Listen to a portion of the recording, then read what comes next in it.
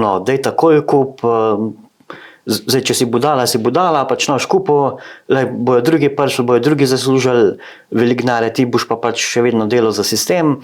Je pa seveda, na vsake pol leta je nek nov sistem oziroma nek nov produkt, da je temu tako reči. Enkrat je Mediabox, enkrat vem, da so imeli neke storitve v oblaku, pol je bila delnica podjetja, da bo to, ne vem, nova Tesla ali ne vem kaj.